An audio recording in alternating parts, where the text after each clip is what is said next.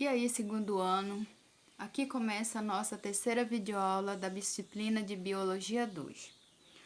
Bem, nessa aula de hoje nós vamos fazer uma abordagem que parte dos organismos mais primitivos até chegar aos organismos mais evoluídos, e isso no decorrer ao longo das aulas posteriores.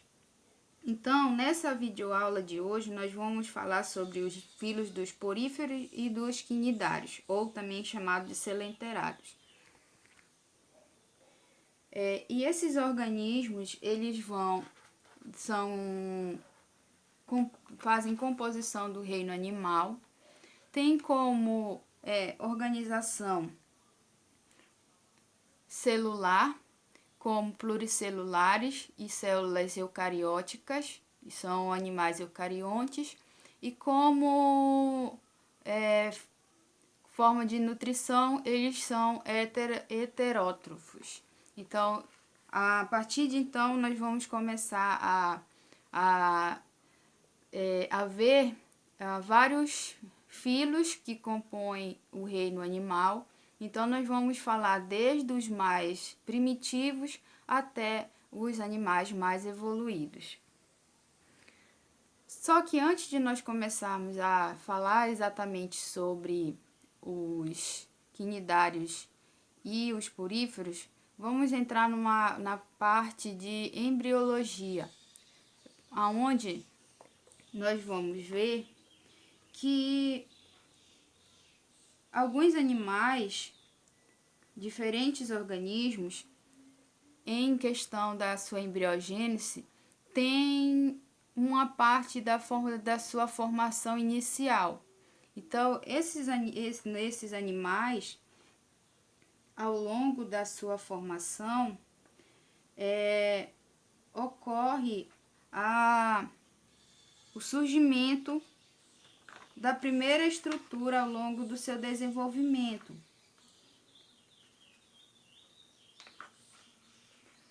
E como como nós vimos, que esse embrião ele é dotado de determinada abertura,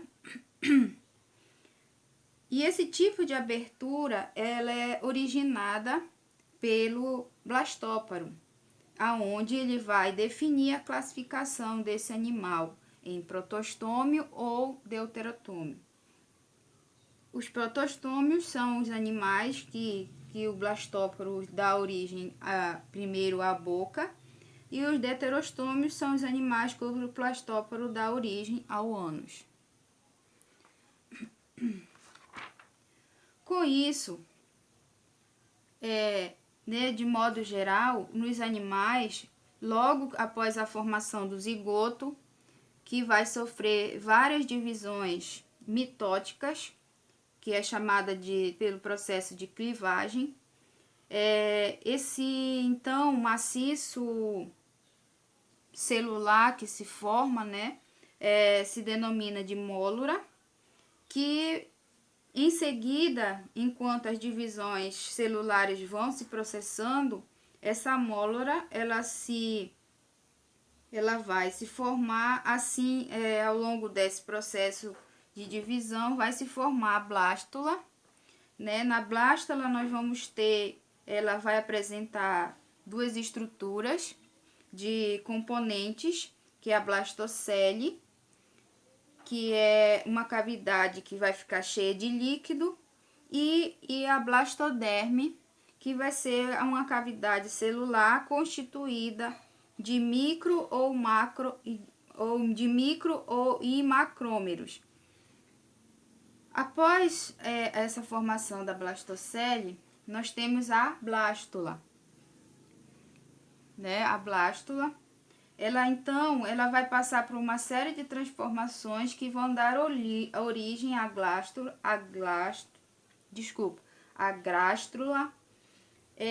E esse estágio embrionário é onde vai se caracterizar a formação desses folhetos germinativos, ou também chamado de folhetos embrionários.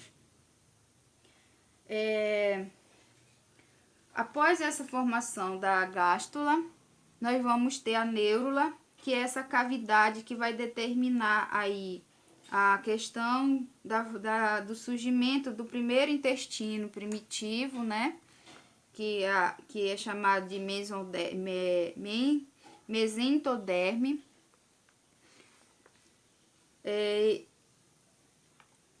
E nesses estágios aí da desenvolvimento vai ocorrer a formação da placenta neural, que vai dar origem ao tubo neural, onde se desenvolve o sistema nervoso, e ao mesmo tempo essa mesentoderme ela vai se diferenciar aí, formando a mesoderme e a endoderme. No entanto, esses animais eles são também caracterizados quanto à sua simetria, que pode ser bilateral ou radial. E os quinidários e poríferos, eles são animais de simetria radial. Quanto aos seus tipos de celoma, esses animais, eles podem ser classificados em celomados, pseudocelomados ou celomados. Nos animais da nossa aula de hoje, nós vamos falar, eles são considerados animais de blastos, né? Tanto os poríferos quanto os celenterados, que eles só vão possuir ectoderme e endoderme. Com isso, eles não vão possuir a mesoderme. Então, logo eles vão se tornar animais acelomados, ou seja, destituídos de celoma. E quando nós falamos sobre a questão da filogenia, da questão evolutiva desses organismos, como mostra aí nossa árvore filogenética, esses animais eles descenderam de um ancestral comum pluricelular. E por essa descendência desses animais desse ancestral pluricelular, se espera que esses animais eles tenham uma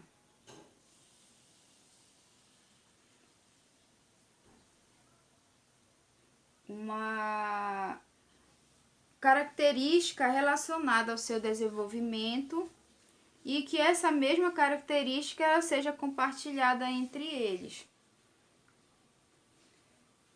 Só que quando se faz a comparação dessa estrutura e da organização desses filos, observa-se que quanto mais eles são semelhantes quanto aos seus planos de organização corporal, mais eles se relacionam e mais recente é o ancestral que eles tiveram em comum. E essa diferença permite que essas duas grandes linhas evolutivas que unem esses deuterotômios, que são os animais cordados, né, que são os animais que possuem coluna vertebral, e a outra que une os invertebrados, que são considerados os animais protostômicos. Então vamos começar especificamente falando dos poríferos, os organismos com corpo de poros. Mas os poríferos são conhecidos principalmente por causa das esponjas, né? Como dizem que o Bob Esponja, mas o Bob Esponja não é uma esponja. Então vamos lá, por causa das características gerais dos poríferos. Os poríferos são animais de corpos esponjosos e cheios de orifícios, não possuem cavidade digestiva, nem sistema nervoso, são organismos sésseis, são aquáticos, onde a sua maioria são marinhos. Eles se alimentam por filtração de partículas que são utilizando do fluxo da água, fazem suas trocas gasosas por difusão, possuem reprodução sexuada e assexuada e grande poder de regeneração e são organismos assimétricos. Então, quanto à organização e estrutura desses organismos, os poríferos eles têm o corpo, que tem uma simetria radial, ou seja, onde se corresponde de partes que irradiam a partir de lados opostos. Apresentam uma parede corpórea dotada de inúmeros poros, aonde a água ela penetra até alcançar a cavidade central, que é chamada de espongiocele. Após ocorrer essa filtração, essa água ela vai ser expelida para o meio externo através do poro, que é chamada de ósculo.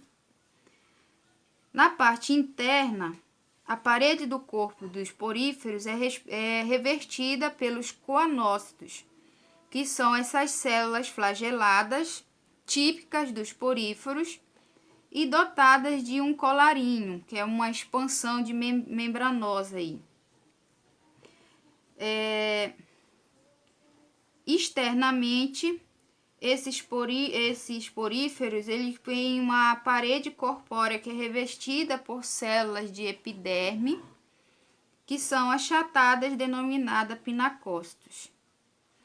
Na região intermediária entre a cavidade interna e a externa, nós temos a camada de pinacócitos e a de conócitos, que ela vai ser preenchida por um mesênquima, estrutura que vai ser gelatinosa, aonde vai haver inúmeras células lisas chamadas de amebócitos.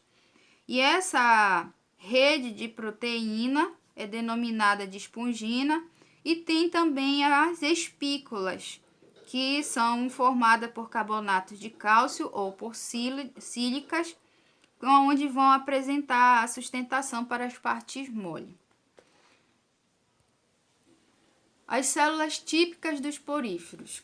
Os coanócitos, que são as células específicas desses organismos, apresentam esse longo flagelo que se movimenta e provoca o fluxo da água do ambiente para o átrio do animal. Os amebócitos, que são as células capazes de emitir pseudópodes para o englobamento de nutrientes maiores e posteriores distribuição a outras células. Possuem capacidade toctipotente, ou seja, pode se diferenciar em outras células como gametas. Então, os amebócitos também são responsáveis pela produção das células gaméticas desses organismos para a reprodução. O parócito, formato cilíndrico, formando um canal para o interior do corpo da esponja. O parócito, ele vai ser esse tipo de célula aqui.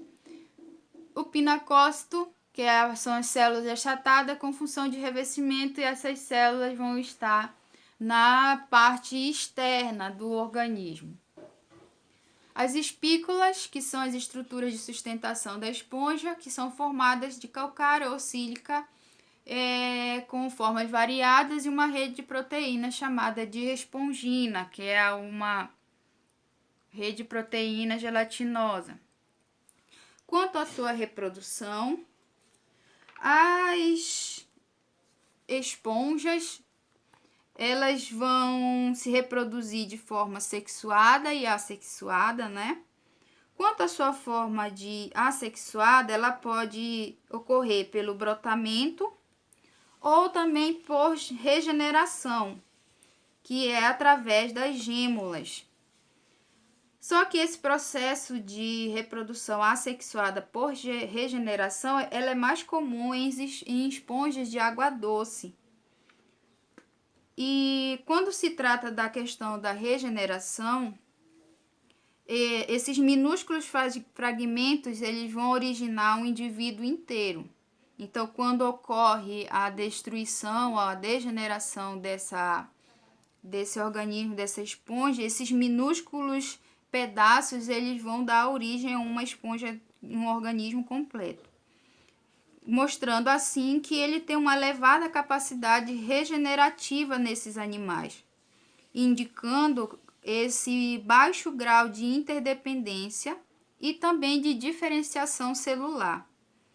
Essas gêmulas, elas são aglomerações de células típicas das esponjas ducícolas, esponjas de água doce, que por sua vez são consideradas formas resistentes ou de repouso em condições adequadas, organizando assim uma nova esponja. Já na reprodução sexuada, nós vamos ter a fecundação interna, que ela pode acontecer interna ou externa, tem um desenvolvimento externo e também um desenvolvimento indireto. Quando ocorre essa união desses gametas, tanto masculino como feminino, consequentemente formam-se um zigoto, né? E esse zigoto, por sua vez, ele vai se gerar e vai dar origem, esse zigoto, né, ao ser fecundado, ao ver o desenvolvimento dele, esse zigoto ele vai se desenvolver e vai fazer com que esse desenvolvimento dele forme a anfiblástula, que vai ser já quase que a formação completa da larva da esponja. Então, essa anfiblástula ela vai ser liberada pelo orifício do ósculo da esponja para o ambiente. E assim, ele vai dar origem a uma larva ciliada, que vai ser denominada de anfiblástula. Essa larva, então, ela acaba se fixando a um substrato, originando uma esponja adulta, ou dando assim continuidade ao ciclo de reprodução e de vida desses organismos. Nós vamos ter também os tipos de esponja quanto à sua estrutura.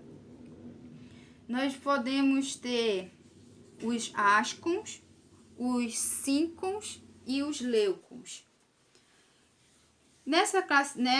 Nesses tipos de esponja, nós vamos falar dos mais simples aos mais complexos, porque existe aí um grau de aumento de contato com a superfície em relação à quantidade de coanócitos em contato com a água. Então, quanto às esponjas, por exemplo, a mais complexas, que são os leucos, elas têm essa estrutura bem adaptada para promover uma filtração mais eficiente da água. Portanto, elas aproveitam melhor a disponibilidade de nutrientes se nós compararmos aqui a estrutura das esponjas do tipo ascon, que elas vão ter menor quantidade, menos contato com a água e também conseguir absorver menor quantidade de alimento, de nutrientes. Aí nós vamos falar sobre os selenterados.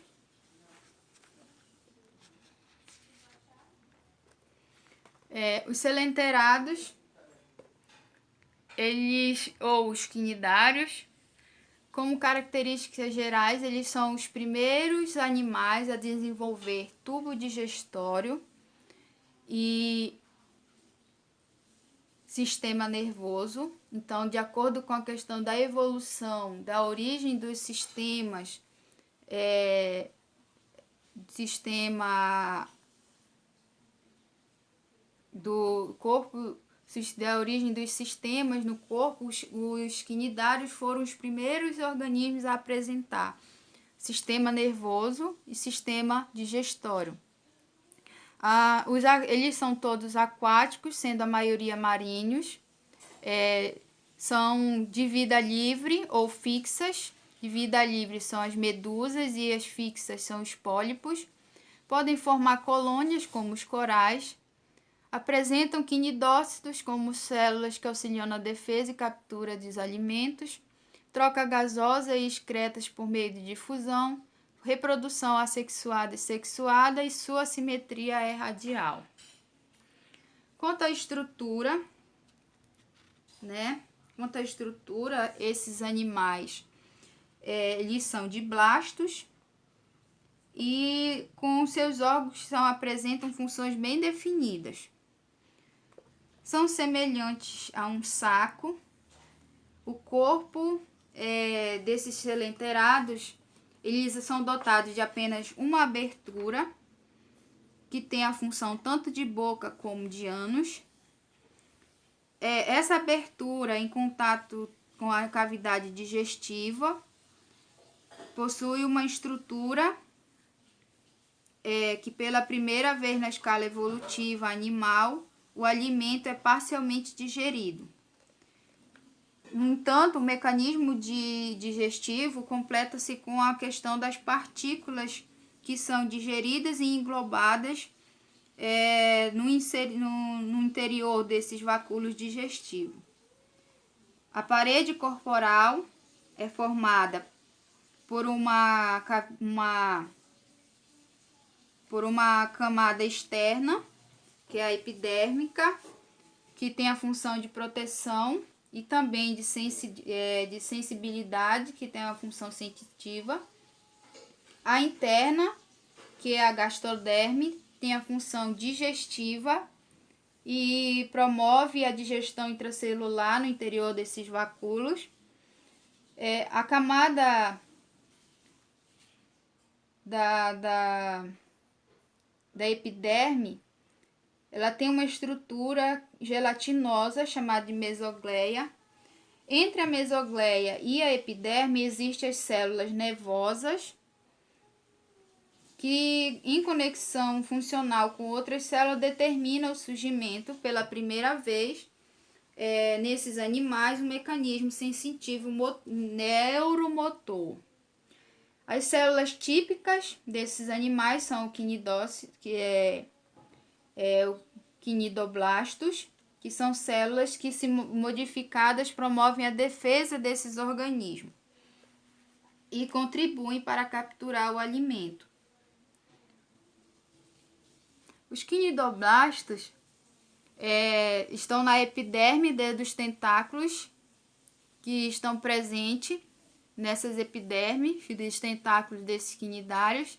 Quando o quinidoblasto é tocado, dispara o menatócitos, que em contato com a pele de outro animal elimina uma substância urticante. Esse mecanismo é um mecanismo de ataque e também de defesa. Essas células de ataque e de defesa dos quinidócilos, ela é estimulada por um filamento dentro desse menatócito que é disparado. E esse filamento possui um líquido urticante que pode provocar desde queimaduras até a morte. Os quinidócitos, eles vão abrigar no seu interior esse tubo filamentoso, que vai ficar enovelado ali, vai ficar enovelado, portando ali esse líquido urticante. Ele funciona como se fosse um gatilho, que ao ser estimulado, esse menatócito ele vai disparar esse filamento urticante, vai injetar o veneno na vítima e aí ele pode causar desde ferimentos até a morte. A digestão, eles apresentam boca, mas não apresentam ânus. O alimento é parcialmente digerido na cavidade gastrovascular e a digestão é completa pelas células de revestimento da cavidade. O que não é aproveitado é eliminado pela boca. A excreção e a respiração ocorrem por difusão. Tem o sistema digestório incompleto, digestão intra e extracelular, e os resíduos são eliminados pela boca. Sistema nervoso é bem primitivo, é o primeiro sistema nervoso que surgiu nos organismos. Difusão e reticular, difuso e reticular, localizado abaixo da epiderme, permite reações aos estímulos do ambiente. Os tipos de selenterados. Eles estão relacionados quanto à sua estrutura. E eles têm apenas duas formas: os pólipos e a medusa e os pólipos. Quanto à sua estrutura, os pólipos, eles vão ter o corpo tubular e apresentar duas extremidades. Uma é fechada e a outra é fixa ao substrato. A outra que contém a boca, geralmente é circulada por um emaranhado de tentáculos. Em geral, esse tipo de celenterado é fixo e vive tanto isolado como formando colônias. Já as medusas apresentam um corpo em forma de guarda-chuva. A boca é localizada na região central da superfície côncava, ou seja, na parte abaixo, e seus tentáculos pêndulos ao bordo. São móveis, têm seu corpo gelatinoso, daí serem conhecidas como água-viva. A locomoção dos organismos do tipo pólipo, eles conseguem se locomover fazendo esse movimento como se fossem cambalhotas, né, por meio no substrato. E as medusas, que são as águas-vivas, como elas são organismo de vida livre, elas fazem o movimento por meio de propulsão. Os quinidários são organizados e divididos em 5 classes, desde organismos atuais a uma mais antiga, que já é considerado fóssil. Nós temos o ontozoários, que são as anêmonas do mar e os corais verdadeiros. Os sifozoários, as verdadeiras águas-vivas. Cubozoas, que são as medusas em forma de cubo. Hidrozoários, que são as hidras. Algumas medusas também, que é a famosa garrafa azul, caravela portuguesa, e os corais de fogo. Estarozoa, que são as medusas que habitam regiões costeiras dos oceanos, zonas temperadas e estão fixas pelos tentáculos. Aquelas que são muito comuns e encontradas, por exemplo, numa época em salinas. E o conulata, que são já uma espécie de quinidário já extinta. O ontozoa são ontozoários existentes apenas em forma de pólipos. Espizoa, que são sifozoários, a forma duradoura é a forma de medusa. O hidrozoa, os hidrozoários, que são a maioria que são também pólipos. Então, nós vamos ver agora a forma sexuada de alguns desses organismos. As hidras, elas se reproduzem tanto de forma sexuada quanto assexuada. A assexuada é por meio de brotamento, a formação de brotos. E a sexuada é quando ocorre a fecundação dos gametas. O óvulo, quando fecundado, o óvulo ele fica exposto no lado externo da hidra fêmea, que é fecundado pela espermatozoide do macho. Ao desenvolvimento, o embrião, já em estado de blástula, ele vai ser liberado, né, para o ambiente. Ele vai se fixar no substrato. A partir daí ele vai ocorrer o desenvolvimento, vai surgir a boca e os tentáculos, vai se desenvolver e dar continuidade ao ciclo de vida da hidra. Nas medusas, vai ocorrer, no caso delas, a alternância de gerações. Ou seja, elas vão fazer a questão da ocorrência da metagênese, aonde vai ter elas vão fazer a formação, vai ocorrer a fecundação, né, a fecundação externa. O óvulo e o espermatozoide vão ser liberados, vão ser fecundados externamente. Esses óvulos, ao ser fecundados e ocorrer o desenvolvimento do zigoto, vão dar origem às larvas plânulas. Essas larvas, elas vão fixar-se no substrato e vão dar origem ao pólipo. A partir daqui começa essa alternância de geração, porque esse pólipo aqui, ele vai, a partir daqui, nas medusas, é a fase mais predominante, né, do ciclo de reprodução das medusas. Ela vai ter o ciclo sexuado, mas a mais predominante é a fase assexuada, aonde vai dar origem ao pólipo, e o pólipo já vai dar, a partir daqui do pólipo vai ocorrer a reprodução assexuada. Esse pólipo vai fazer o desenvolvimento indireto, aonde ele vai dar origem a várias camadas de filamentos embrionários. E esses filamentos embrionários, ao ficarem jovens e maduros, eles vão se liberando como camadas, dando origem a medusas jovens e assim dando continuidade ao ciclo. Essas medusas são do tipo Aurélia. Já nas medusas, nas medusas da espécie Obelia, elas vão, a fase predominante dela, né, ela vai fazer com que essas obélias elas ocorram a liberação, né? As medusas vão liberar os espermatozoides, vão ser liberados na água, ocorrer a fecundação interna. Então, a fecundação interna, o zigoto se forma, ocorre a liberação da larva plana e fixa no substrato.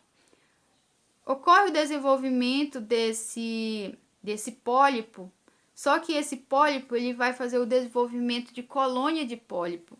Então, aqui também ocorre a alternância de geração nessa medusa da espécie Obelia, aonde essas colônias, a partir de uma colônia adulta, né, a partir de uma colônia adulta, vai ocorrer o amadurecimento e o desenvolvimento aqui, aonde vamos ter a diferenciação entre a liberação das medusas jovens e o ganozoide, que vai ser a diferenciação entre o macho e a fêmea, certo? E aqui termina a nossa aula. Até a próxima.